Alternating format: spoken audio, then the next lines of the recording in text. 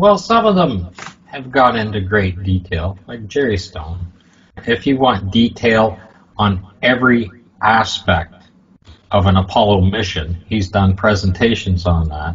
Yeah. And he can parrot every step of the way that NASA has done. He does it perfectly. If you want all of the information that NASA is going to provide, he can give it to you. And he doesn't question any of it. Yeah. And he is probably the best of the parrots out there, with the exception of the fact that he presents to adults. Yeah. Most of the other ones present to students and very young students. And I have a problem with that, influencing them in that direction. If you're an adult, you can listen to him, but you can also listen to us and make up your own mind. When you take somebody like Barrett, and he goes in there and he actually tells the children what kind of idiots we are, don't listen to us. He's directing them. And he does it openly. He does it on his website. Yeah, he does. And yet, he won't sit down and discuss it with me. He stopped discussing it with you because he realizes he's in a losing situation. Yes. Right? But he simply runs away from me because I just have to put that one picture in front of him, that soaking wet flag, and he's gone. Yeah. Peter Bassett won't correspond with me at all now. I sent him what I thought was a very reasonable critique of his book, or the first quarter of it, and asked him for his comments. Yeah. If I made a mistake, I'm sure he'd have told me. I haven't heard a word, so I assume I'm correct. I still can't imagine that a man that looks through a telescope can claim that there's a diffusion of light through space. I mean, that's just unbelievable. Diffusion of light happens through an atmosphere, not in space. Of course it does. He claims the other because of that Apollo 12, the sunlight in the NVIDIA image that they reproduced. They reproduced the diffusion of light, which proves it was taken on Earth.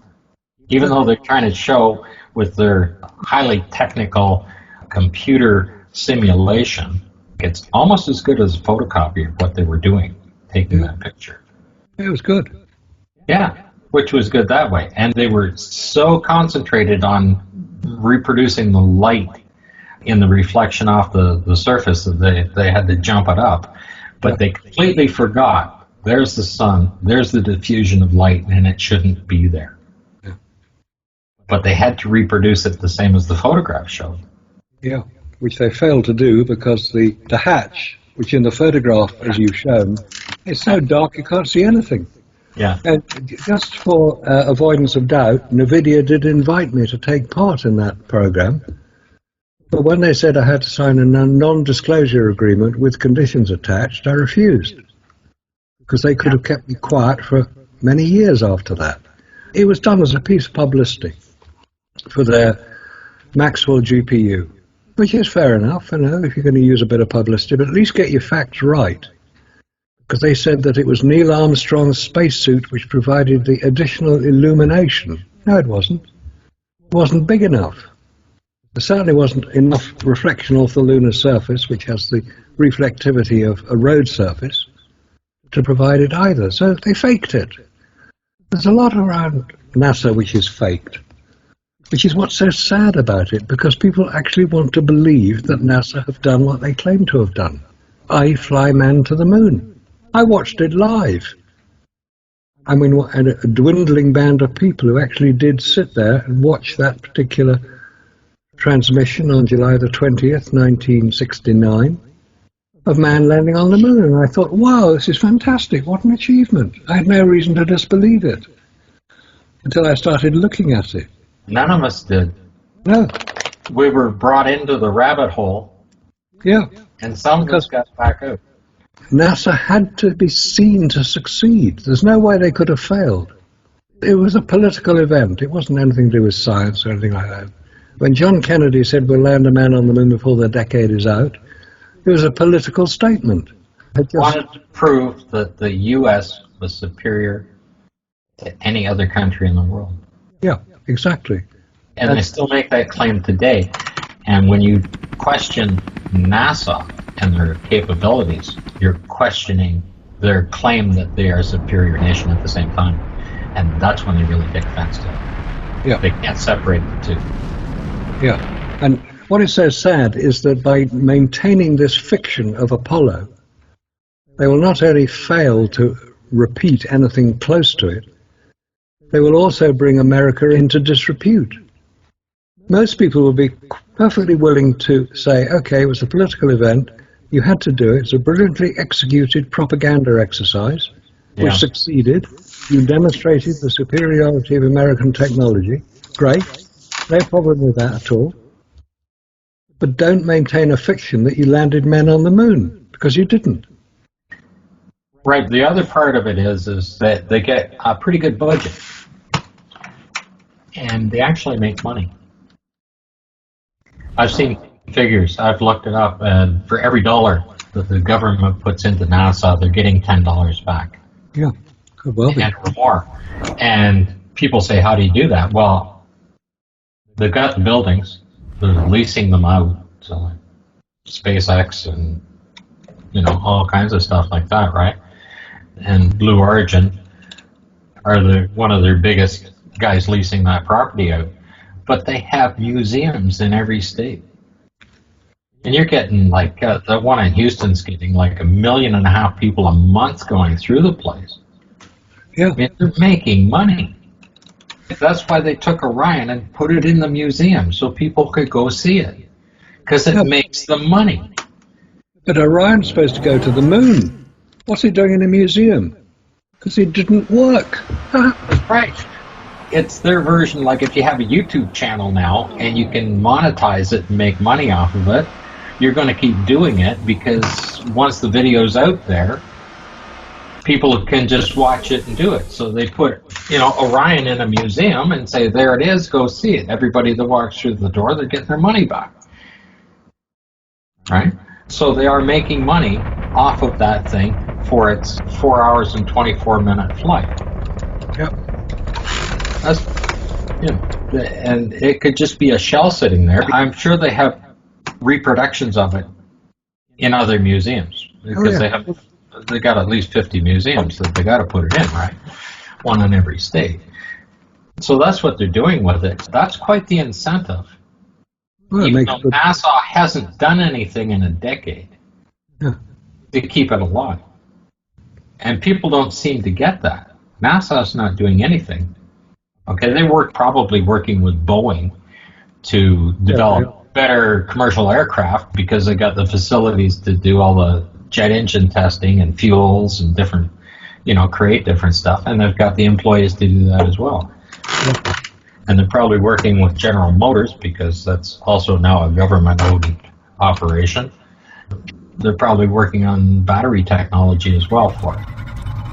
Oh, but they worked on that right at the beginning because they had the Lunar rover. If they're going to claim to be in space, they've got to have better batteries out there too, right? Of course so they they're do. going to end up in GM cars, and that's where they're going to end up, right?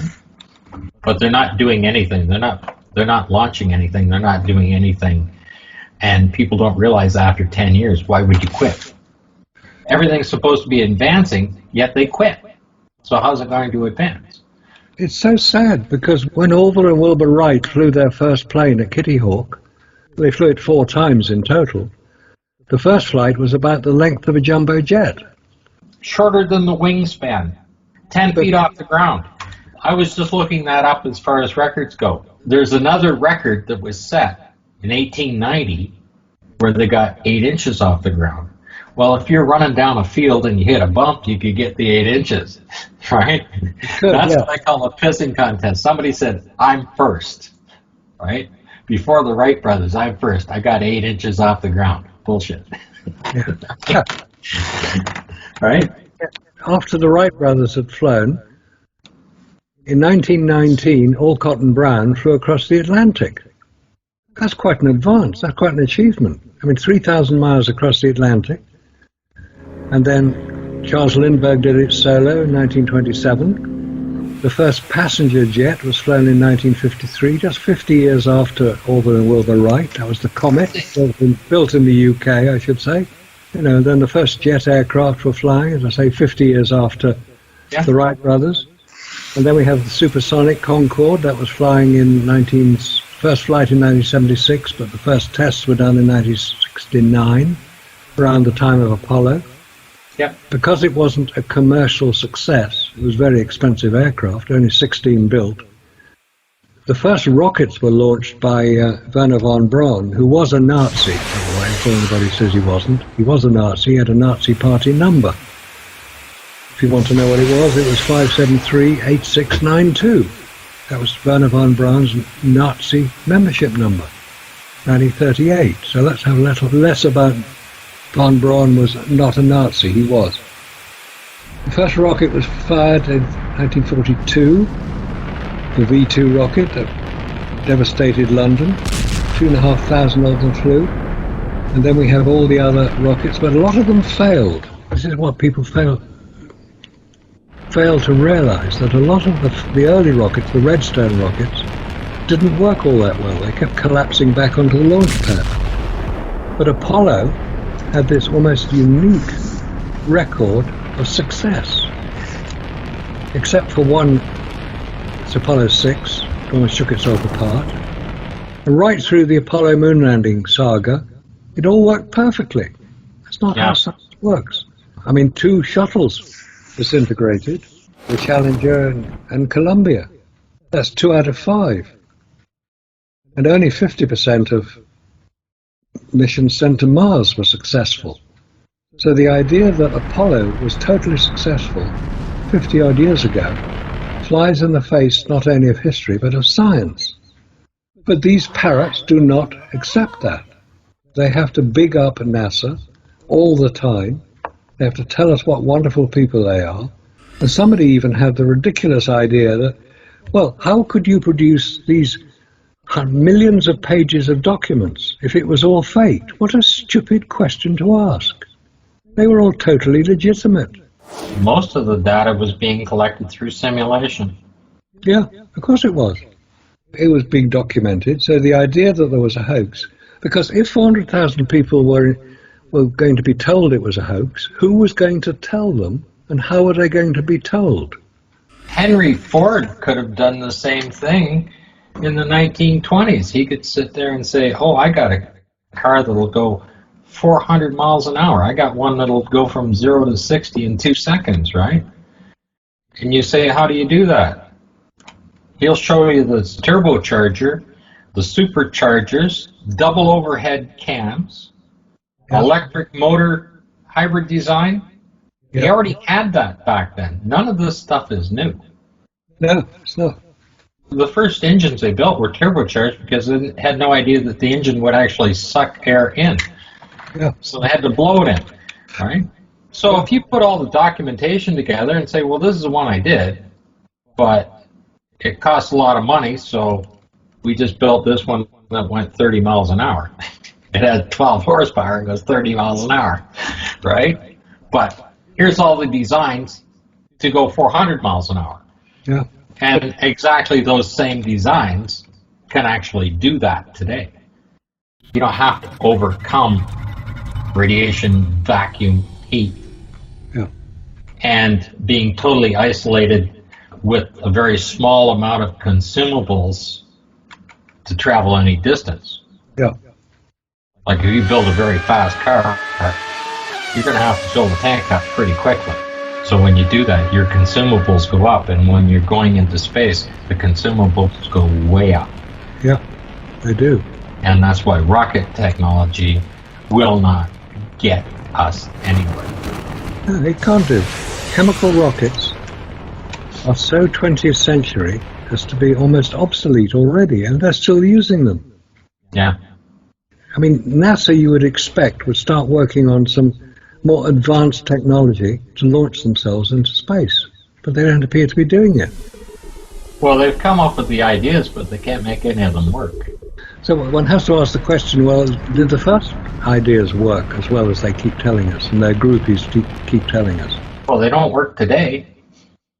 No, that's true. But don't forget, there are also academics who are in on this as well. These are the academics who you'd think would be a little bit more informed as to whether they can actually do what NASA claimed.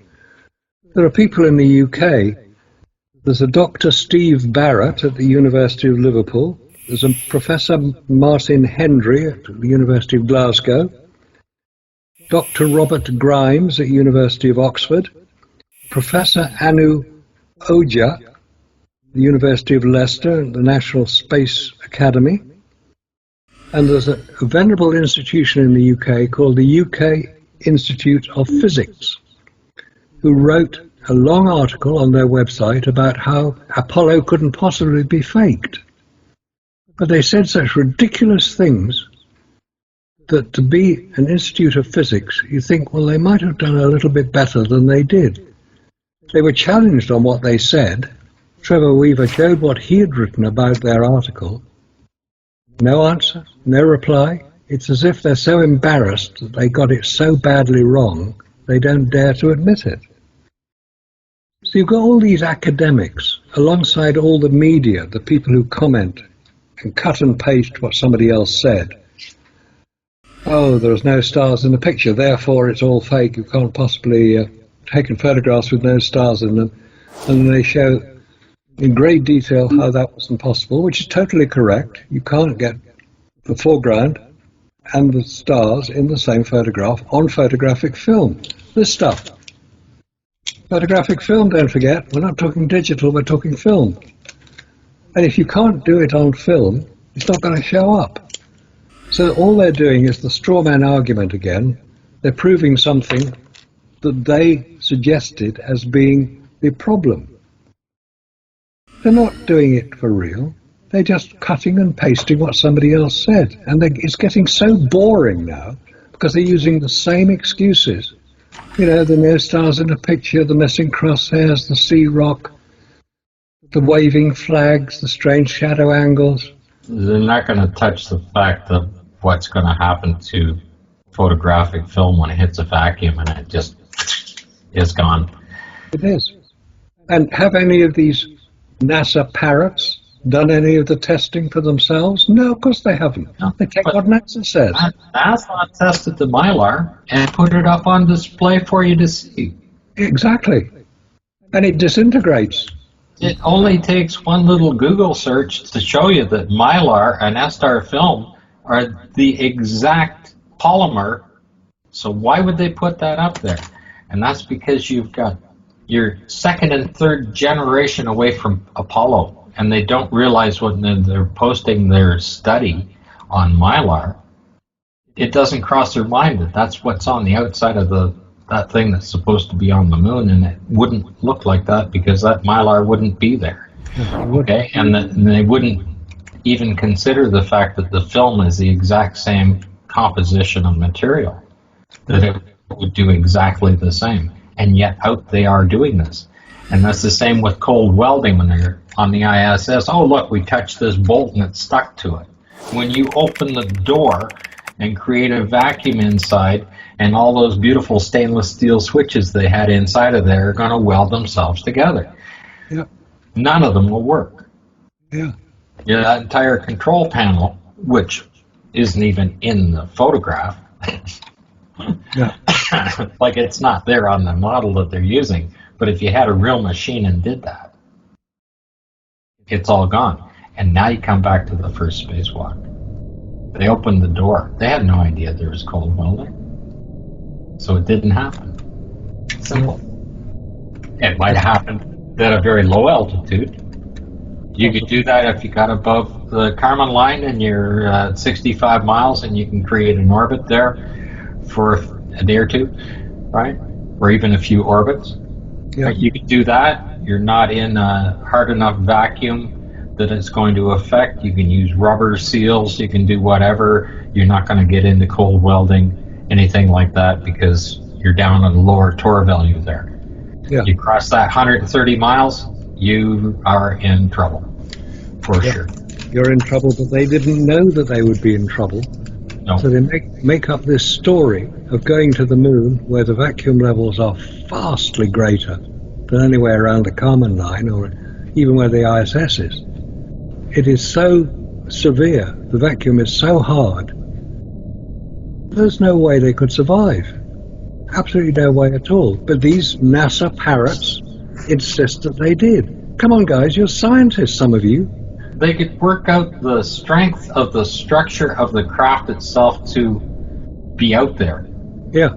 And how much pressure you can put inside that thing before it blows up, and it's not very much. No, it's not. Because if you're going to put pressure inside a structure in a vacuum, it's got to be powerful enough to withstand that internal pressure. And we're told the internal pressure of the Apollo craft was, let's say, 5 pounds per square inch internal pressure. That is 2 tons per square meter. There's 2 problems with that. It's not just the structure. The astronauts, to drop down to 5 psi within 10 minutes from liftoff, without being conditioned, are going to lose consciousness. They're going to be throwing up. If they don't lose consciousness, right, they're going to get severely sick from that. And there's lots of documentation on that showing the different scales at which you can go. Even when people climb Mount Everest, right, you stop at a certain height and climatize yourself before you climb higher. Yeah. And then you're still into oxygen. They're at that level when they drop that vehicle down. Then they go into the spacesuit and drop down to 3 3/4 pounds. Is what they say in the spacesuit. Yeah. You can stay alive, but you won't be conscious. And if you're in space and you lose consciousness, you're dead. Yeah, you are. Right? Simple as that. There's nobody there to help you. Right? They didn't even climatize themselves to that. They should have had a month before they lifted off, just to be in that capsule so that they know that they wouldn't be having a problem. They'd have to go into a chamber and drop the pressure down gradually and see whether these people are capable, because they'd be sorting out who can go, who can't go, just based on what's going to happen to them in that chamber at that point. But they need to condition themselves. The same way that deep sea divers, when they have been at great depth under great pressure, they have to come up very slowly so that the body is acclimatized to it, and the gases inside the body, in the blood, don't expand too much. Otherwise you get what's called the bends, which can be lethal. It can kill you. So the same would happen in reverse. You've got to be able to do it gradually. But they don't do this. It's not seen in any way that they are doing any of the actions that would be expected. And none of the academics who claim to know about these things, these professors of physics, these doctors of science, they don't talk about it. They don't, because it's an error in the entire story, and they can't correct it. These people were out there doing a media show. That's good. I like that. Yeah, a media show. They were doing a big media show. They had to impress the pants off of the entire world, so they built the biggest rocket they could to put on the biggest show. And it had to work. The pressure they were under to get that thing to get off the ground without blowing up. I mean, it only had to go for 4 or 5 minutes, and then it can go crash in the Atlantic. It didn't have to go any farther than that, as long as it was out of sight. Right? That's all it had to do. And they had to do it 6 times. Well, they did it 7, but one of them had a problem. Right? But that was the biggest part of it. Everything else was an afterthought. And a lot of stuff is missed. A lot of stuff that should have been in their preparation and story is not there. And one area that is seriously omitted from this whole Apollo saga is the story of the Manned Orbiting Laboratory, the MOL. Because there were astronauts going to be on that. This is to replace the spy planes that got shot down over Russia. And they were going to have a manned orbiting laboratory, i.e. a space station. And the people who were going to operate it were going to be astronauts, obviously, because if you are going to be as high as they were supposed to be, 100 miles up or so, they had to be trained as astronauts. And they trained alongside the Apollo astronauts initially. And their names are known, but not particularly well known. It's very hard to find out much about the manned orbiting laboratory. It was cancelled in 1968 because they found that they could do it without astronauts on board. They could use just ordinary remote-controlled satellites. And hence the Hexagon spy satellite was sent up in 1971. It was built in 1969. And that operated without astronauts on board. But the key to this, and this is where the whole Apollo story blows apart, the Hexagon spy satellite had to keep its film, which used film, this stuff, guys, film, it had to be pressurized. It's well documented. But that wasn't released, it was classified, obviously, wasn't declassified until 2011. And it was only about 3 or 4 years after that when I attended a talk given by the designer of the camera equipment on board the Hexagon spy satellite, where he said the film had to be kept under a small amount of pressure. And I asked him the question, would the same apply to Apollo? Of course it would, he said. So forget Apollo and photographs on the moon, that never happened. They were photographs on their training set, probably Hangar 1 at Menlo Park. Well, the funny thing that got me is when I was looking up the different types of film, and not that I know anything about film. That's your expertise. But the S-star film that was being used, right? Kodak also produced what they call a high-altitude film, up to 20,000 feet. Why wasn't it used? Well, to 20,000 feet, it's not really that high, is it? Well, the S-star film can work at a lower pressure. Why isn't it the high-altitude film? Oh, but what they used was the special film. They had this special film, we're told. And that's how they got all these wonderful photographs. The only special bit about the photographic film was that the base was thin, so it would fit into the camera. You get 200 photographs into one roll of film. That was the only thing that was changed. There's nothing special about it at all. The thinner it is, the quicker it's going to come apart in a vacuum. Oh, yeah, well, yes, but I mean, don't worry about that because they've got this special film. And the parrots can parrot it. Parrot, parrot, parrot. Special film, parrot, parrot. They don't know anything about film either, then. No, they don't.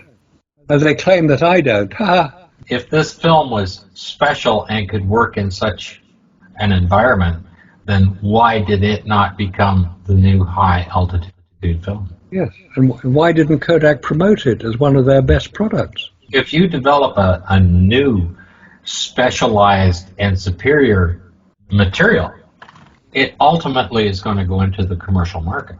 Yeah, of course it will. Okay, but nothing that NASA produced that they claim got them to the moon has ever come into the commercial market. The amount of power and energy they can get from a battery never transferred. None of their computer stuff was transferred. It was completely obsolete at the time, and two guys hiring a kite, you know, Wozniak and Steve Jobs, built a freaking computer, right? They did. Why the hell weren't they working for NASA? Because those are the guys that knew how to do it. We don't even see NASA in association with IBM producing anything, right?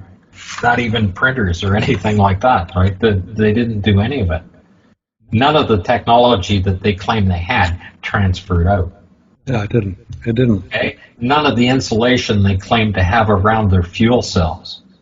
Like when they claim that their little thin layer of insulation, that you could take something that's at 0 Fahrenheit, put it in a tank, and leave it for 10 years, and the contents inside of there would only come up 1 degree when it's sitting in room temperature. That's what they claim how good their insulation is.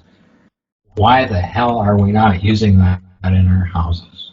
Because it didn't work the first time. I've never seen anything except the document claiming how well it worked. Yeah, because they were told to, and they had to parrot it. They had to say all these things. But that should have been on the commercial market. The stuff they were using on the command module as far as glass, I mean, we would have had bulletproof limousines with little tiny thin glass on the bloody things instead of this stuff that's 3 and 4 inches thick. that we still have to use today, or 12 or 14 inches thick if you're in a jail, if you've ever seen the glass inside a jail. It's just unbelievable. The stuff that was in Building 7 was well over a foot thick, right? Because it was designed to take a nuclear blast. Yeah. Like that was the alternate command station in case the Pentagon got hit, right? Why isn't it that if they don't have it even for government use, and it's not for commercial use, then how did this little 3/8 of an inch thick glass work?